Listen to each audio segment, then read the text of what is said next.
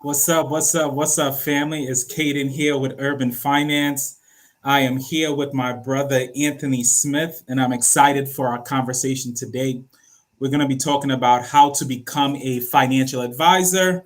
And this is a brother that, I've really love and admire. And so, in addition to talking about how to become a financial advisor, if you guys have any questions about, financial advice, I'm sure he'll be happy to help you with it. Just let us know in the comment section below. If you're watching live, just say what's up, say hi. Oh, I see my sister Vernesh Junk Closet already in the comment section. I love it. I love it, Vernesh. I was watching your channel today. Thanks for stopping by. And so, if you guys have any questions at all, let us know in the comments. Say hi. If you guys want to sponsor the channel, feel free to do so. I'll throw the Cash App information on the screen. Is $Urban Finance. As you know, you can also help out on YouTube by hitting the thanks button and, do it for the algorithms, smash that like button. So, Anthony, now that I'm done with that entire introduction, can you tell the folks a little bit about yourself? Well, my name is Anthony Smith. I am a financial advisor here in the Hartford, Connecticut area. Father, really into mindset and just overall excellence. My tagline is wealth, health, happiness. So really trying to help my clients and people that I come in contact really live a holistic life, and most of it starts with or not most of it, but a big portion of it starts with making sure that your financial situation is well taken care of, as well as your health and as well as your overall mindfulness. So that's a little bit about me. Awesome, awesome. Thank you, Anthony. Thank you for that. And obviously, I definitely have to give Vernessa a shout out for the $3 super sticker. Anytime Mm. somebody throws those or blesses the channel with that, I am thank you. So thank you from the bottom of my heart right there. Thank you for the pom poms and supporting the channel. What's up, Thunder? It's always good to see you in the comment section. And so, Anthony, can you tell the folks why you became a financial advisor? Well, what's interesting is actually so kind of in my 20s and 30s, I was kind of trying to find my way to a certain extent. And when I got into my early 30s, I was fortunate to get a position at a car dealership. And as I started working at a car dealership, I kind of started moving up the ranks. I went from being kind of a salesperson to a top salesperson. And from there, I started going up kind of the middle management ladder from, a finance manager, finance director, sales manager. At that particular time, I started making a lot of income, and I actually came across a financial advisor myself and had an initial meeting as a client. And Mm. the irony of the situation was, even though I had a finance label as far as my current job title, I was running a business's financial situation, but never really took the same attentiveness to my own financial situation. Mm. So oftentimes in life, you find that your biggest growth comes from uncomfort, and that's exactly what happened to me. Like I was very uncomfortable knowing that I was making a lot of money, but I wasn't doing the right things from a financial Mm. standpoint. And as I started to make those changes, it really inspired me. And actually, the firm that um, I started doing business with actually started recruiting me as well. So the gears started turning, and I started to say, okay, um, what is the upside if I focus on learning how to really build and manage wealth? I'm not a person who comes from a lot of money. Um, and I really love helping people. So the combination of the two, I took a step on faith and took the opportunity. Oh wow, wow. And so that's pretty awesome. And so when you say a step on faith, can you break that down in layman terms so the folks know what you're talking about? Well, when you get to a certain point in life where you start to have professional success, it can Mm. often be easy to be blinded 100% by the compensation. Mm. So the car business was great, and it was great from an income standpoint, and it really showed me how to become a top-notch professional, but I didn't love my quality of life. Mm, So, putting in 50, 60 hours a week, going home and being frustrated because you're always putting out fires and things of that nature, I didn't want that to be my life. And when I looked at some of my colleagues who were in the higher positions than me in the place that I was working, I didn't necessarily want their life either. So, when you mm, look at things from, I love the term, smart people learn from others' mistakes and dumb people learn from their own. So I mm. was making sure that I learned from others' mistakes instead of my own. And I just knew if I got another raise, it would have been hard for me to ever leave. Like you start making a certain Wow. amount of money, you start to be somewhat captive to, your income. And I did not want that to be my story. Mm. No, I love that, man. I love that kicking it off this discussion about making that switch from a job that pays you well and that will probably continue to pay you well, if you put in those hours, to a job that, at the moment may not have paid as well based on your status at your previous company, but still have, great earning potential. And so, and not to get into my story, but I actually did the same thing. Went from a job that pays really well, Hmm. or a job that pays well with a lot of opportunity for advancement to make more, to a job that I absolutely love, and I love being in this position. And so, that's an interesting conversation to get into, heading into the conversation of how to become a financial advisor and how to, helping people to manage their finances as well. And so, I guess so. You made that transition. So, what else? What I guess about the job as a financial advisor itself made you say, "Okay, I'm willing to take a pay cut to take on this job as a financial advisor"? What about that job itself that's like, "Okay, I think I can do this"? The thing that really resonated with me is the fact that most individuals, I would say on average, want to be financially healthy, right? Like Mm, we all want financial security and financial freedom. That is mhm, one thing that we all have in common.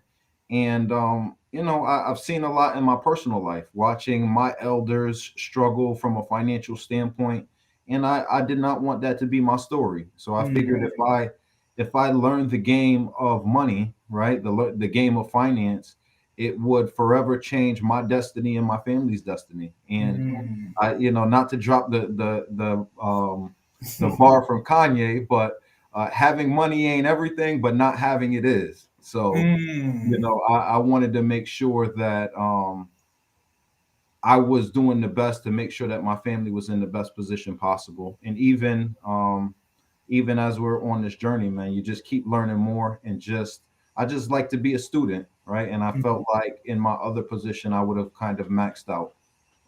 Oh wow, man, that's so impressive. And I think that that's a mentality shift that some people may have to make in going into a position of becoming a financial advisor, in knowing that, when you start off, you may not be making a ton of money, but having the mindset of, okay, I'm making this shift for two reasons. One, because I see potentially the growth opportunity in the position, and two is because I understand that building wealth isn't just about a high income. It's really about knowing as well the financial game, how to maximize the revenue that you have coming in. I tell people that all the time, very, very soon I will probably make more money from my investment income than I do from my full-time jobs. And that's when wealth creation really starts to spiral out of control in a good way. And so, I guess, what are some steps that you had to take to become a financial advisor, or make that transition into the position as a financial advisor? Um, well, just to kind of take a step back to what you were just saying, sometimes in life you got to take two steps back to take three steps forward. Mm, So that was my mentality, is understanding that, when you don't come up with a bunch of money, you know how to make it work with less. mm, So mm, that wasn't something that really scared me, and I figured that I could do it in the short term for the upside in the long term.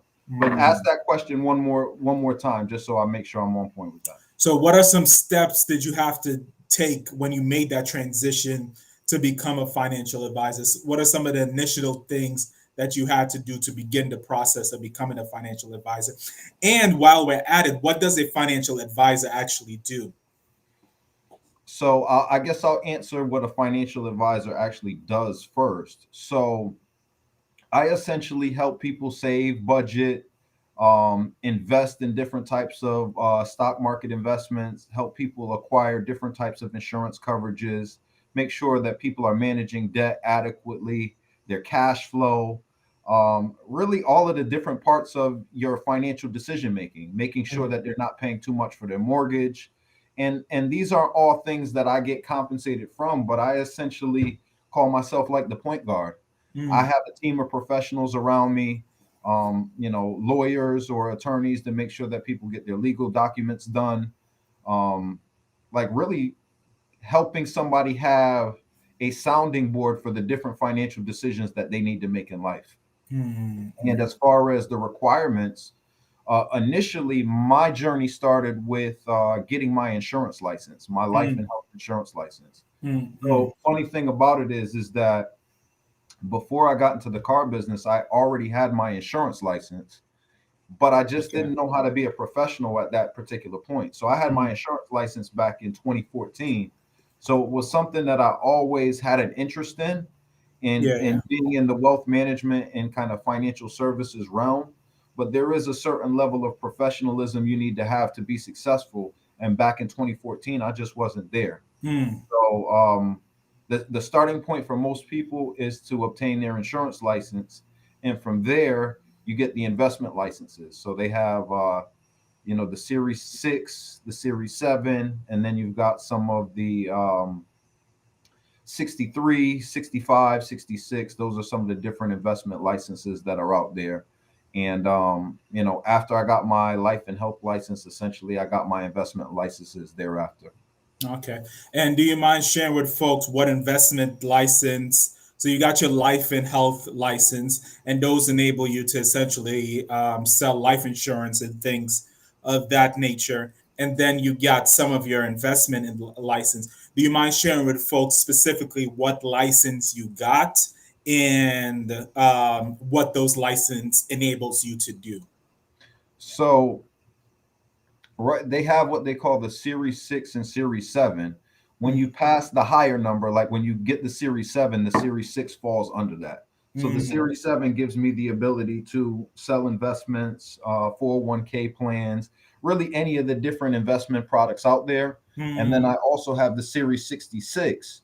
Under the Series 66, they have what they call the 63 and 65. Mm-hmm. And that essentially gives me the ability to do what they call advisory, sell advisory type of products. So what they call AUM or managed money.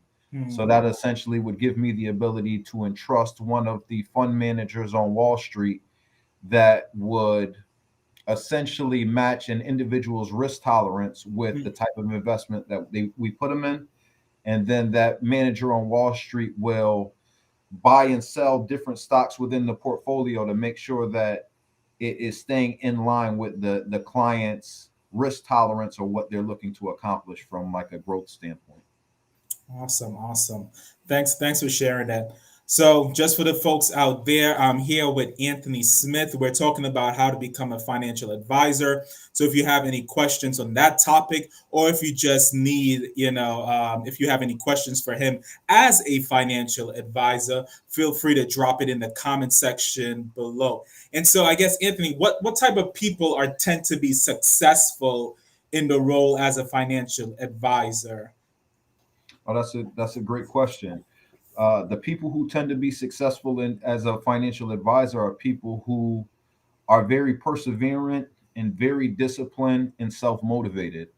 This is not a job where you have, or a career where you have somebody breathing down your neck and making sure that you do things. So you're essentially your own boss. And I jokingly say, when you're an individual that's in business for yourself, you need to learn how to be a good boss to yourself. So one of the real attributes, like I said, is having discipline and being perseverant and being an individual who's constantly working on their mindset. Mm, Um, Although this position has a lot of great attributes, it is filled with a lot of failure. I mean, you're mm, going to talk to a lot of people, and with finances being such a taboo subject, there's a lot of rejection involved. mm, So, one of the things that I really love about the position, not only for the ability to make a high income, but the person that it actually makes you, right? Is when you're no longer scared to fail, the world is a different place, and something I truly appreciate for on this journey is that as a successful individual, I fail mm. daily. I fail Yeah. in different endeavors. I talk to people, and you know, but once you're able to constantly take a haymaker and just keep on pushing, like that's a powerful sentiment. No, that's a beautiful thing. Yeah, man. I understand with the struggle of being in business for yourself to some degree. To some degree, I'll say Verness, no, the YouTube thing is not the easiest thing in the world, and the challenge sometimes is staying motivated. When Hmm. you, like you mentioned, have a boss breathing down your neck, it's easy. It's easier, I would say, to be a little motivated. But when you're the one that's supposed to be inspiring, pushing yourself, then it's harder to always keep that momentum going. So I guess how is the business structured? So you mentioned it's practically you're in business for yourself, but you work for a company. And so how does that work?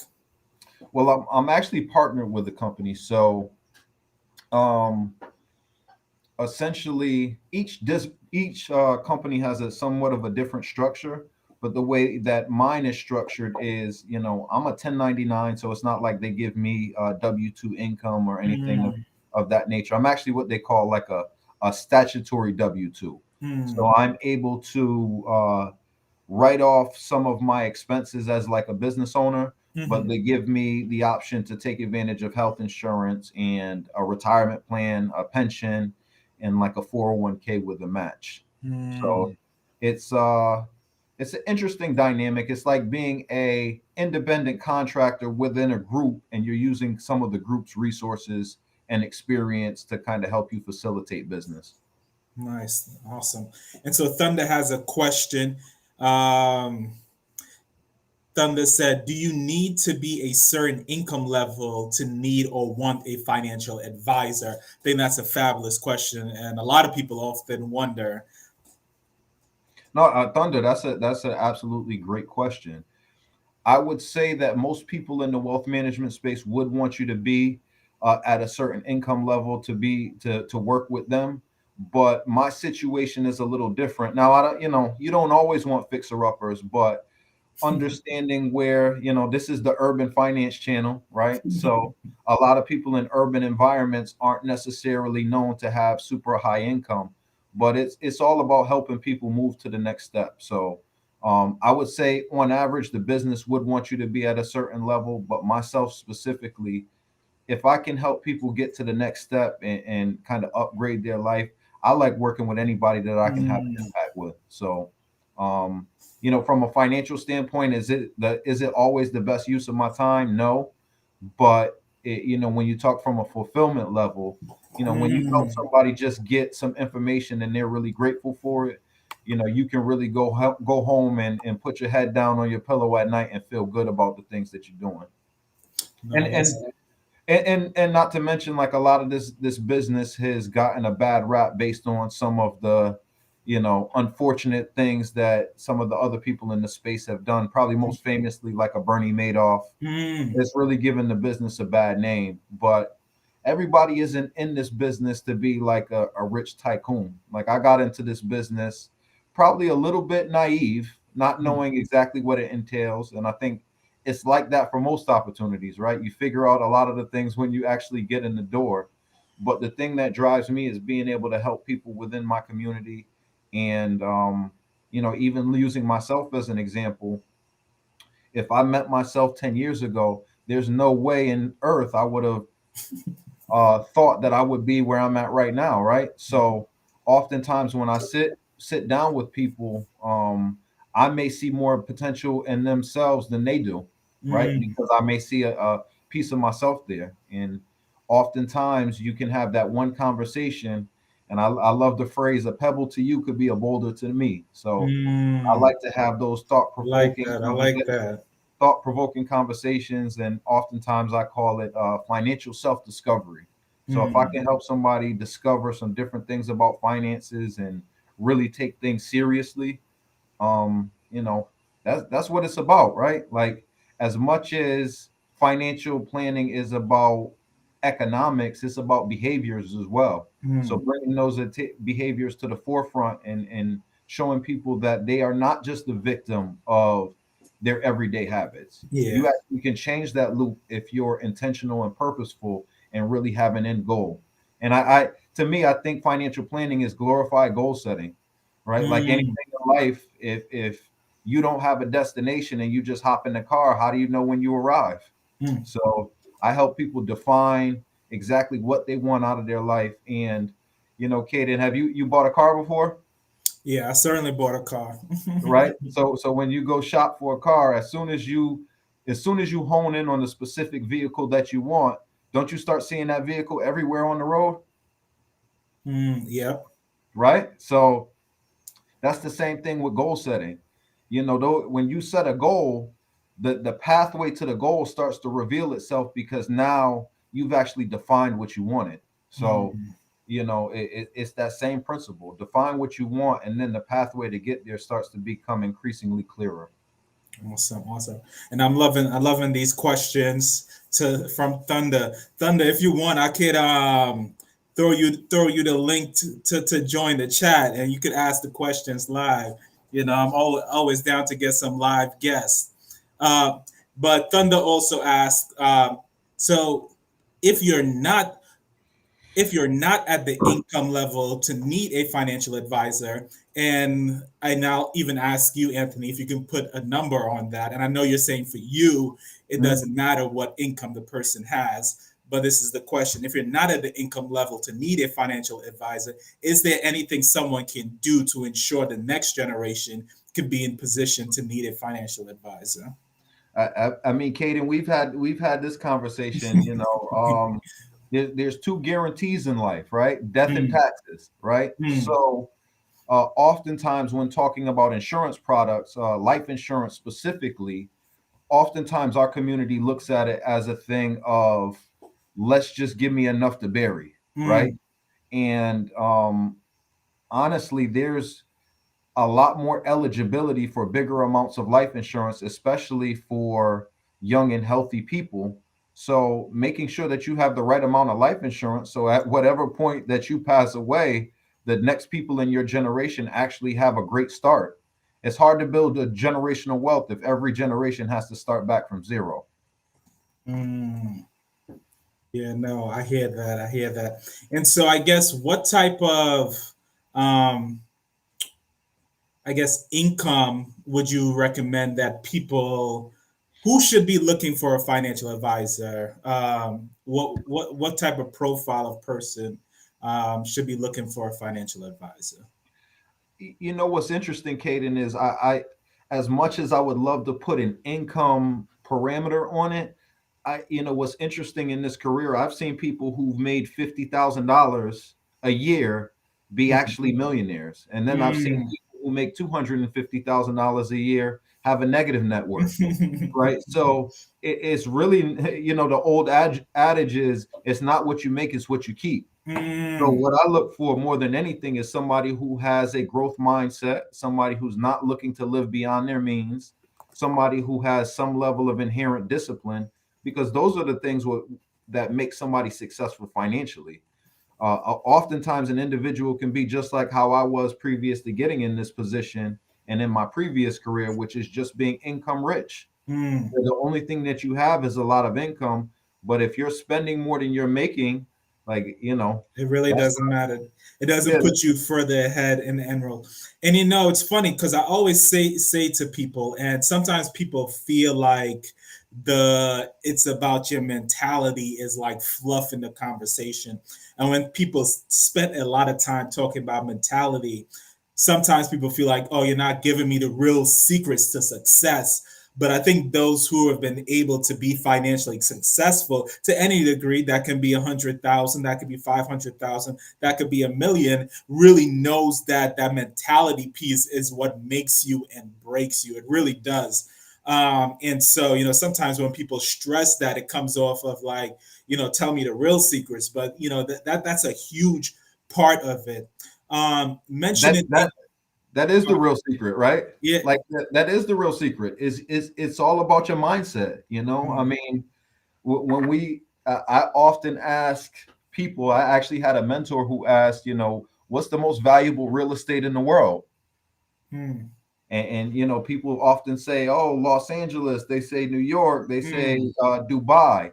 The most valuable real estate in the world is the space between your ears. mm, You control the only difference between me now and me 10 years ago is my mentality. mm. I'm the same. That's I'm beautiful. essentially the same person, but it's just I changed my mindset full scale. And by a change of mindset, it's opened up a whole new world for me. And so, how do financial advisors actually make money? Can you break down the different ways that a financial advisor may make money?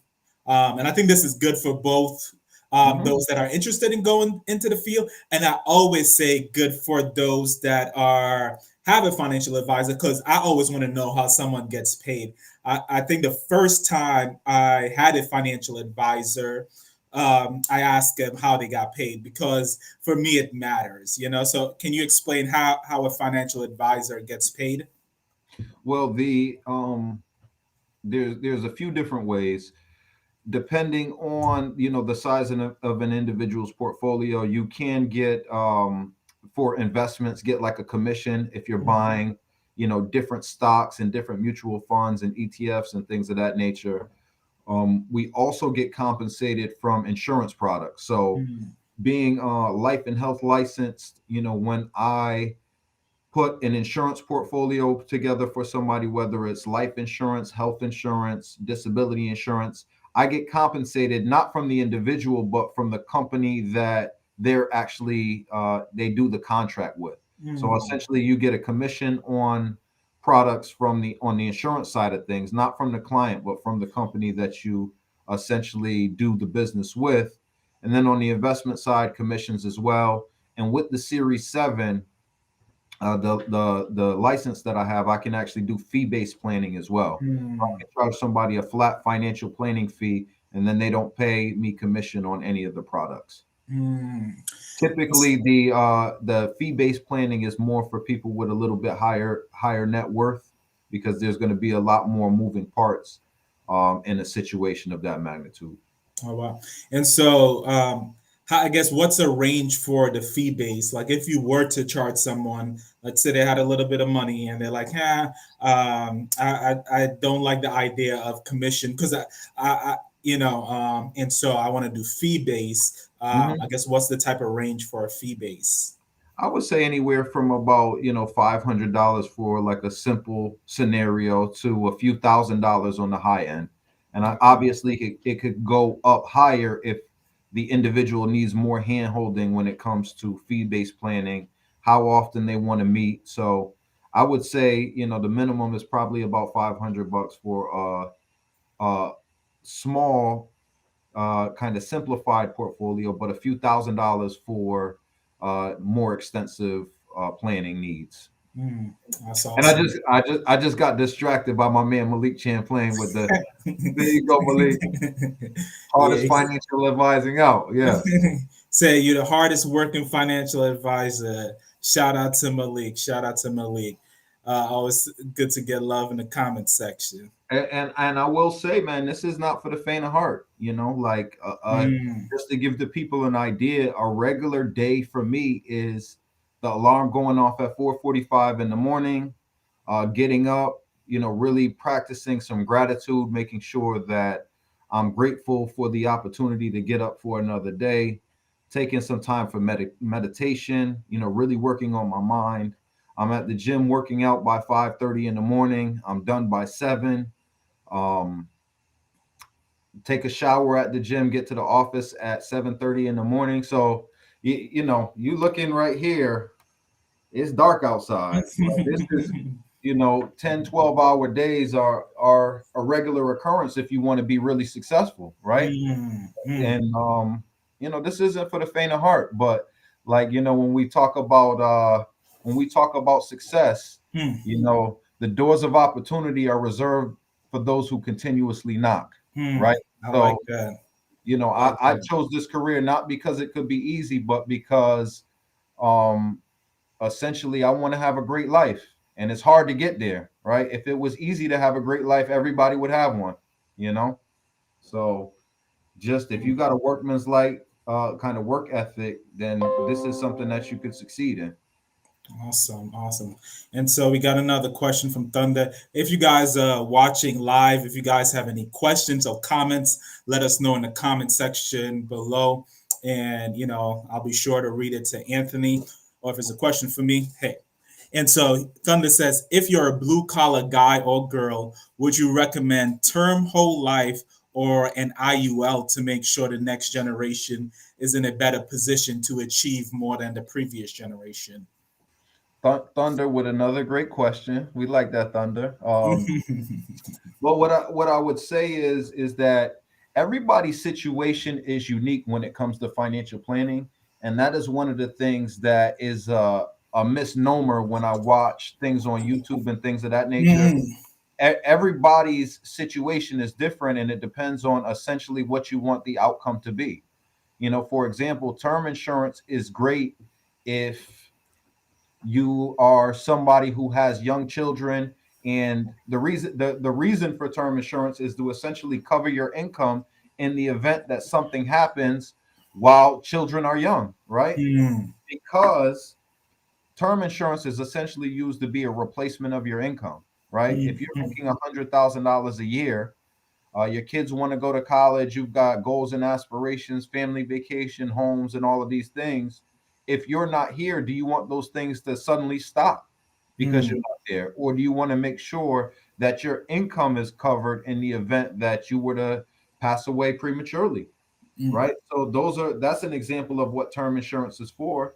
Um, Whole life IUL, it really depends on your cash flow. Like, those aren't scenarios that everybody can deal with because it takes a certain level of discipline.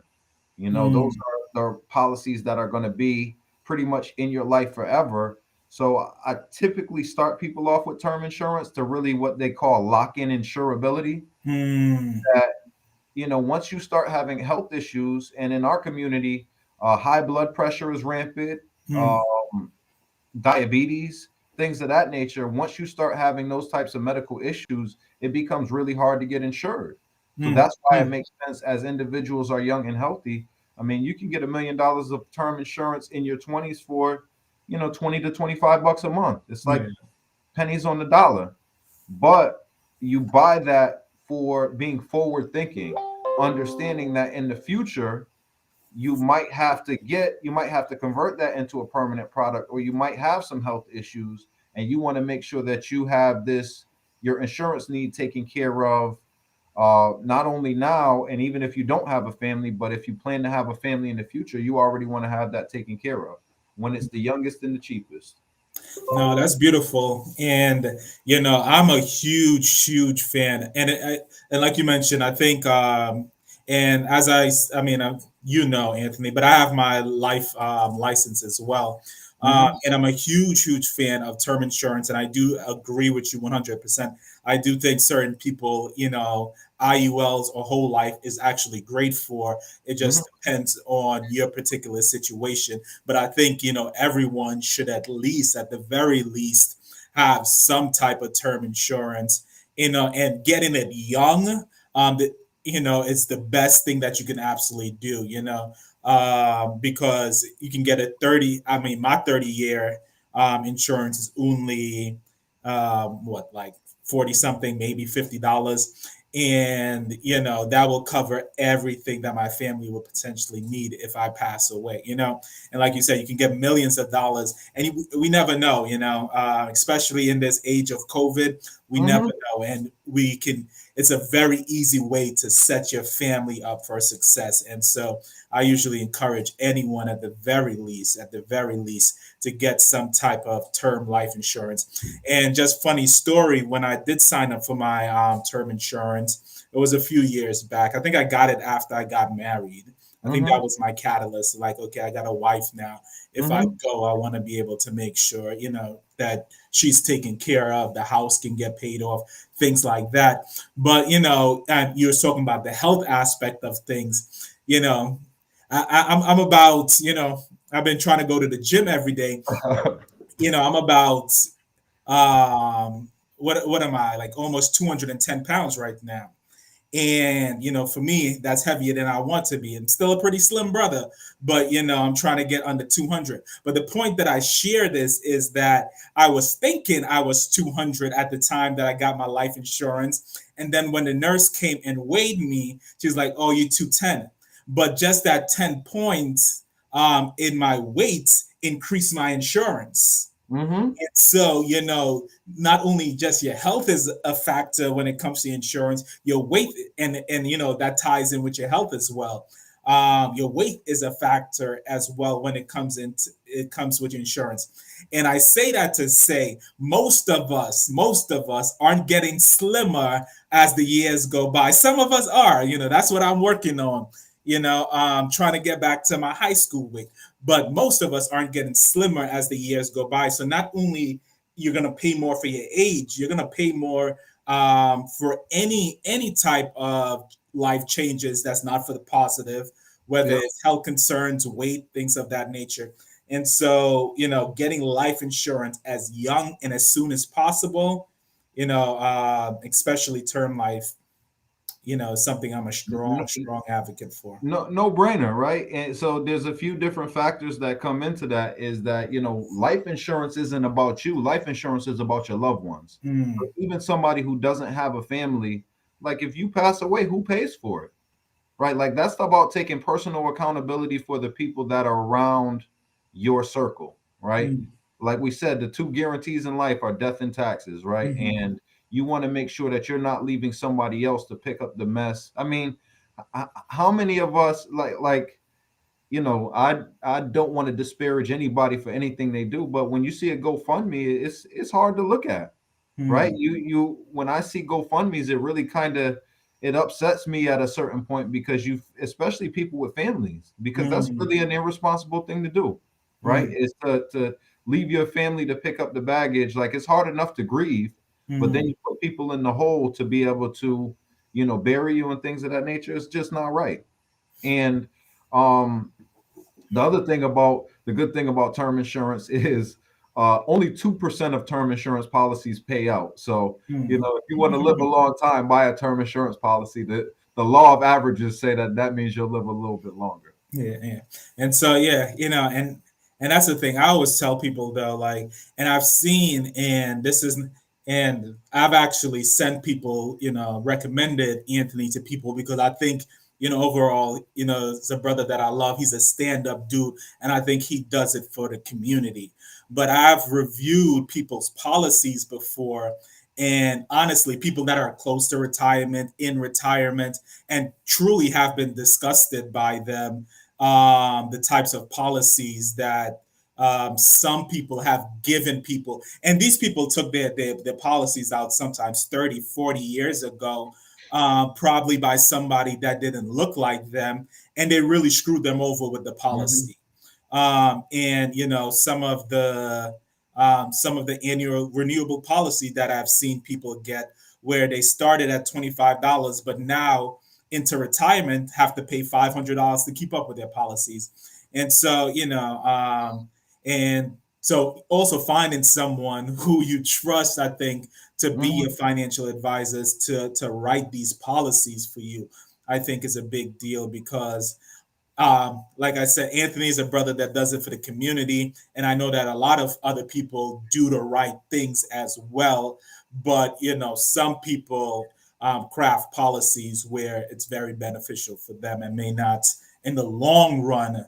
And that's the thing, some people when they're thinking about here and now, they're like, okay, $25 now. That Mhm. sounds good, but not noticing it's a policy with kind of annual renewable terms that when they're getting close to retirement, they're still paying 300, 400. Can you speak a little bit about that? I don't mean to put you on the spot. I don't mean to talk about any colleagues, not that you have any colleagues that do that, but can you speak a little bit about policy design for individuals?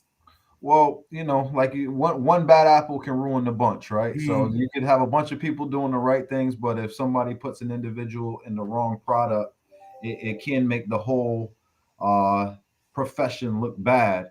But when it comes to policy design, that's where sitting down with an individual who doesn't just do life insurance is very beneficial, mm, because life insurance is a piece of the portfolio, but on its own it's a tactic, mhm, meaning just kind of a simple product that you put in place. How we use life insurance at the firm that I'm at is as part of a strategy.